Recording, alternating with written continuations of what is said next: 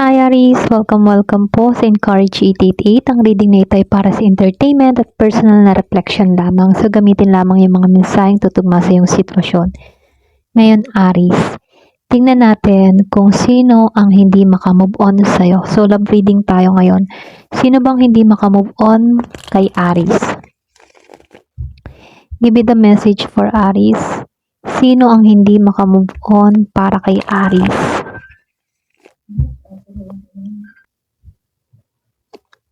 So, meron ka ditong Two of Cups reverse, Judgment reverse. So, meron kang Ace of Cups reverse, Two of Pentacles, Eight of Pentacles,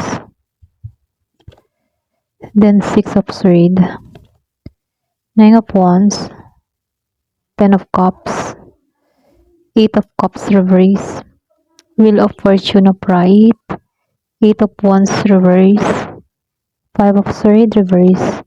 So, dito, meron ding Knight of Pentacles, Five of Cups, Six of Cups, and the Sun reverse.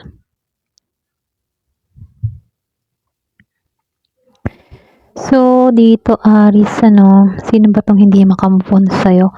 Lumabas itong si Two of Cups at si Judgment reverse. Posible sa inyo meron kang nakadiling dito na water sign, pwedeng Scorpio, Cancer, or Pisces. Kasi lumalabas dito, meron ditong taong merong emotional connection sa'yo. So, ibig sabihin, pwedeng hindi naging maayos yung inyong ending ng taong ito. Lumalabas meron ditong separation, pwedeng nagkaroon kayo ng tampuhan, or pwedeng yung relasyon nyo hindi nagkaroon ng tunay na closure. So, lumalabas din sa Judgment. Meron akong nakikitang taong hindi niya matanggap yung mga nangyari dito. Pwedeng paulit-ulit niyang binabalikan sa isip niya dito yung mga desisyon na nangyari sa inyo rito. Parang may pagsisisi akong nakikita dito sa Judgment reverse, okay? So, lumalabas Ace of Cups reverse. Malakas talaga dito yung water sign, Aries. Posible yung iba sa inyo malakas yung Pisces energy. Meron kang nakadiling na ganito. Meron din ako nakikitang earth sign. Pwedeng Taurus, Virgo, or Capricorn.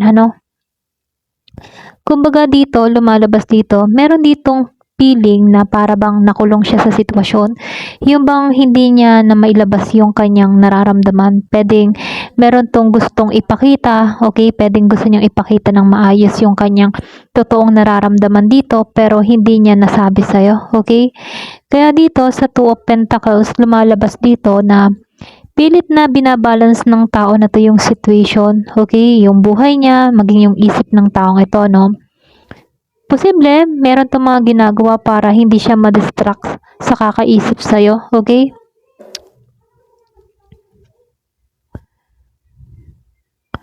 So, lumalabas din dito, Eight of Pentacles. At itong si Six of Swords upright. Kumbaga dito, nakikitaan ko dito na meron ditong hindi pa totally fully focused dito sa ginawa niya. I mean, yung bang tipo na kahit busy siya, para bang bumabalik sa kanyang isipan yung mga nangyayari sa inyo, okay? Para bang bumabalik ka sa isipan ng taong ito, okay? Kaya dito, pagdating sa Six of Swords, meron ako nakikitang sinubukang lumayo emotionally. Pero alam mo yon, gusto niyang sabihin sa sarili niya na kailangan niya mag-moving forward. Pero alam mo yon, may time na hindi niya magawa, okay? Pero nakikitaan ko dito, sinusubukan ng tao na to lumayo sa kanyang nararamdaman, okay?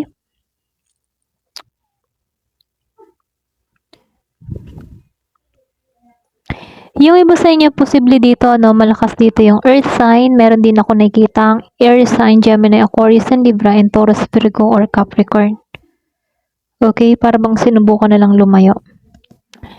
So, dito, meron din ako nakikita dito na posible, fire sign din, Aries, na tulad mo din, meron ding Leo, Sagittarius. So, meron din ako nakikitang water sign, Scorpio, Cancer, or Pisces. Yung iba sa inyo, pwedeng meron kang nakadiling na ganito, Napagod na to. Ito lang nakikita ko. Pagod na tong tao na to, pero guarded. Posible ikaw, napagod ka rin sa connection na to, Yung bang tipo na ano, ayaw niya nang maulit muli yung mga nangyari, okay? Pero hindi naman niya kayang tuluyang bitawan ito. Ayaw niya na maulit yung nararamdaman, yung sakit na naranasan dito. Kaya lang dito lumalabas ano sa Ten of Cups reverse. Lumabas yung disappointment sa connection na to. Tungkol sa mga future na hindi natuloy sa inyong dalawa. Pwedeng marami kayong mga napag-usapan, marami kayong plano pero hindi natuloy. So lumalabas din dito, pwedeng meron ditong expectation na maging kayo pang matagalan. Pero ang nangyari dito, hindi siya natuloy, okay? Gusto ng tao na to na maging masaya sana kayo, kaya lang hindi nangyari. Pero ito yung gusto niya mangyari, oh. Yung ganito. Pero lumabas ito. So, dito, no, lumabas si Eight of Cups at itong si Wheel of Fortune. Okay? Kumbaga, dito sa Eight of Cups, isa ito sa pinakamalakas na card. Kumbaga, hindi talaga siya makaalis ng tuluyan sa connection na to. Umalis siya pero emotionally bumabalik sa'yo. Okay? Malakas dito, water sign talaga. Scorpio, Cancer, or Pisces, yung iba sa inyo. Pero ganun pa man ano, meron ditong pakaramdam, merong unfinished business sa inyong dalawa or unfinished cycle sa inyong dalawa dito, sa pag-itan ninyong dalawa. Kung tutusin, itong tao na to, iniisip niya dito na sana magkaroon ng unexpected sa connection nyo. Okay? Para bang gusto ng tao na to na umikot muli yung wheel dito, okay, sa inyong dalawa.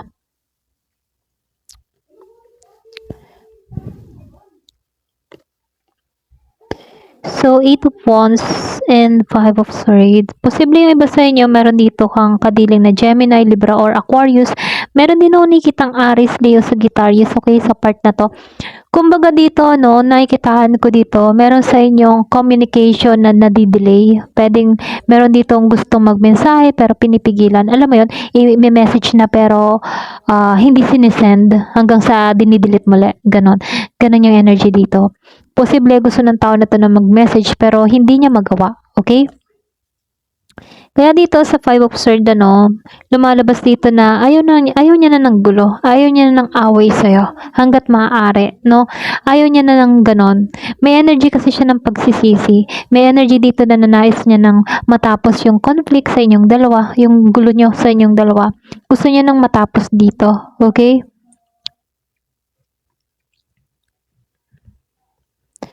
So, malakas dito, meron kang kadiling din na Taurus, Virgo, Capricorn, Scorpio, Cancer, or Pisces, ano. So, lumalabas din dito, mabagal siyang kumilos dito, pero kung lalapit man tong tao na to, hindi siya biglaan, okay? Mas gusto niyang pag-isipan muna ng mabuti bago siya gumawa ng hakbang sa'yo. Kaya lang dito sa 5 of Cups, ano, malakas yung panghihinayang, okay? Pwede nanghihinayang tong tao na to sa'yo, okay? Nakikita niya kung ano yung nawala sa kanya, kaysa kung ano yung meron siya ngayon, okay? Pwede ikaw yung pinakamalaking nawala sa kanya, okay?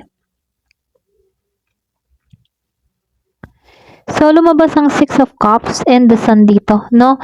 Kumbaga dito sa 6 of Cups, lumalabas dito yung nostalgia, okay? Mga alaala nagbabalikan, yung mga memories ninyong dalawa. Maraming mga dating moments na, alam mo yon, kumbaga itong tao na to ay nagbabalik tanaw yung mga alaala, okay?